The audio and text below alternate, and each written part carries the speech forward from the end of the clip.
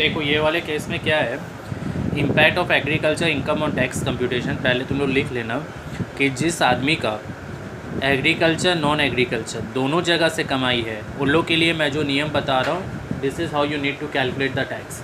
लेकिन अगर किसी आदमी का खाली नॉन एग्रीकल्चर इनकम है तो उसका टैक्स का कैलकुलेशन वैसे ही होगा जो अपने पहले कर चुके हैं। यानी if a person is having both agro and non agro income, तब उसके लिए रूल्स चलेगा। इनकम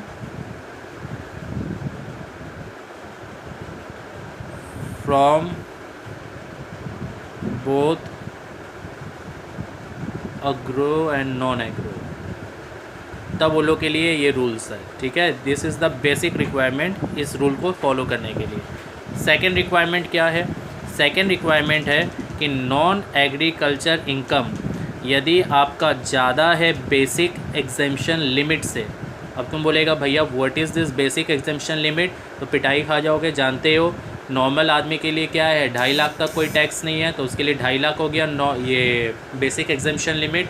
और जो लेडीज़ है उन लोग के लिए भी 2.5 लाख हो गया। सीनियर सिटीजन लोग के लिए बताया था मैंने आपको 3 लाख, और सुपर सीनियर के लिए 5 लाख। तो that is basic exemption limit. तो नॉन एग्रीकल्चर इनकम अगर उन लोग का बेसिक एग्जेम्पशन लिमिट से ज़्यादा है और एग्रीकल्चर इनकम यदि 5,000 रुपया से ज़्यादा है, तब तो ये रूल फॉलो होगा जो मैं अभी आपको बताऊंगा। यानी ये सेकंड रिक्वायरमेंट है। ठीक है, अब क्या है, कैसे टैक्स निकलेगा? तो उसके लिए पहला है कि आप सबसे पहले एग्रीकल्चर इनकम और नॉन एग्रीकल्चर इनकम इन दोनों पे टैक्स निकाल लीजिए एज़ पर स्लैब्स, जो आप जानते हो। ठीक है, निकाल के फिगर निकाल लीजिए।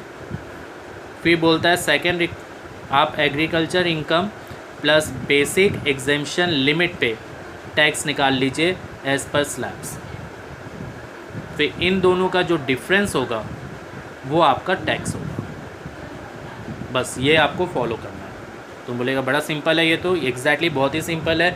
आपको क्या क्या रिक्वायरमेंट दे रहा है वापस से देखो। अगर एक आदमी का एग्रो और नॉन एग्रो दोनों इनकम है, तब तो वो उसके लिए एग्रीकल्चर इनकम का तब तो उसके लिए ये रूल अप्लाई होगा, नहीं तो नहीं होगा। ठीक है, यानी खाली नॉन एग्रीकल्चर होगा तो आप जो जानते हो वही। नॉन एग्रीकल्चर में अपने क्या क्या जानते हैं, लॉटरी इनकम यानी कैजुअल इनकम पे 30%, कैपिटल गेन में लॉन्ग टर्म कैपिटल गेन हुआ तो 20%। ठीक है ना, और शॉर्ट टर्म कैपिटल गेन में अपने लोग पढ़े थे ना कितना, 15% अगर शेयर में, नहीं तो बाकी में स्लैब्स।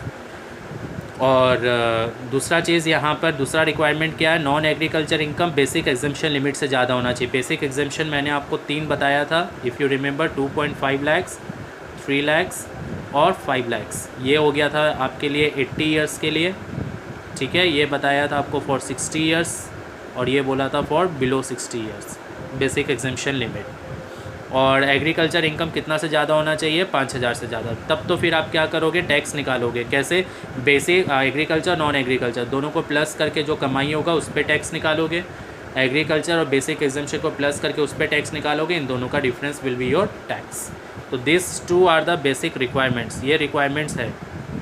ठीक है, आई थिंक किसी का फ़ोन आ रहा है।